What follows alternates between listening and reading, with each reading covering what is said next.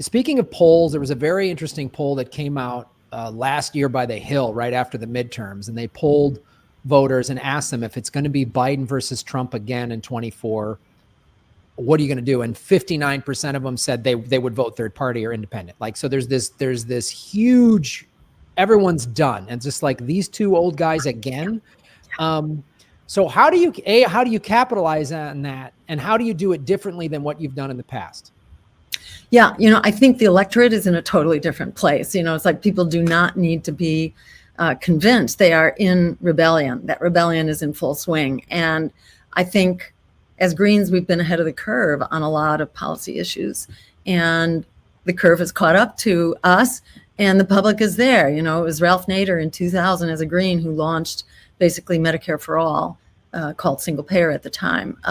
In our campaign in 2012, we put into the national agenda free public higher education, abolishing student debt, reparations, the Green New Deal, and the right to a job, and jobs that revive our economy, that don't further financialize and really take the heart and soul and productivity out of our economy. We're talking about a different kind of jobs and a different kind of economy and a right to a job, promoting strong unions.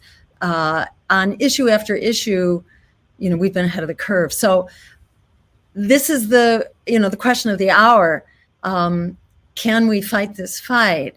And I have to say that mainstream media has been like a totally different ball game so far. And usually they jump on us and try to silence us from the very start. This time they're not. We've actually had pretty decent coverage. And I think that may be because there's now a crowd. We were kind of the sole, outsider in prior races, or not quite, there was usually a libertarian there, but we were kind of the one that they could pile on. Now they can't do that because there are other candidates that have really important messages. And it's so clear that the electorate is there now. In addition to the numbers you cited, half of voters now say they don't identify as Democrats or Republicans. That 50% is twice the number who'd identify as either a Democrat or a Republican. So, this is where people are. And,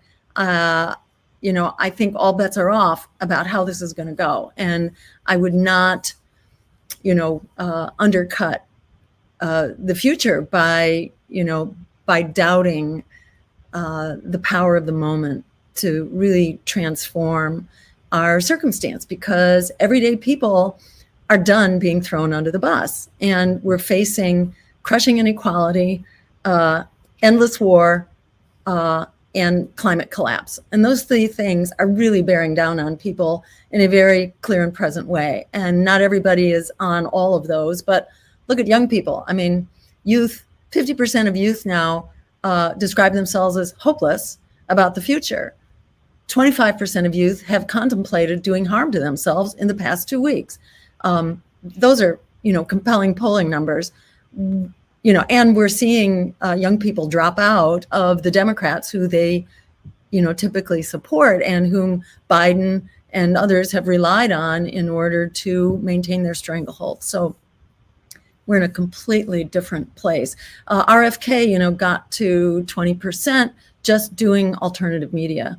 So that's kind of the, that's sort of the game plan. That's plan A, and we'll see how much the opening continues with mainstream media. It's very exciting. This isn't like we haven't formally announced this yet, but we're about to turn in our signatures in 2 more states right now. That's going to put us just about at 270 potential electoral votes. So we are now about to become the third player in this race. It's about to become a 3-way race. The other independents, good luck to them, but they haven't done ballot access before, and they're not currently on the ballot. And it's not a simple proposition to do this. Part of the reason we can do it as Greens without raising $70 million, and that's what No Labels, the so-called, independent party is trying to do. They're not an independent party. They're just an AstroTurf corporate figment of the imagination, a product of PR spin, basically, from their corporate money and their corporate vision and all that. They're raising $70 million, largely to get on the ballot. Greens can do it for a couple million. In fact, we already have these $4 million worth of ballot lines. We have to raise another $1 million to lock in the rest of it. But we're really close. And the other campaigns aren't there at all. So it speaks volumes about the reality of the race. At some point, people are going to wake up to, not just who's in the race, but who's actually contesting for power, who can really challenge empire and oligarchy, and and really make them sweat. Yeah, that's a huge point. I don't think people understand ballot access. I don't think they understand that there's a lot of states where you can't even write in a candidate. You have to have an approved candidate to write in, which is just defeats what a write-in candidate is.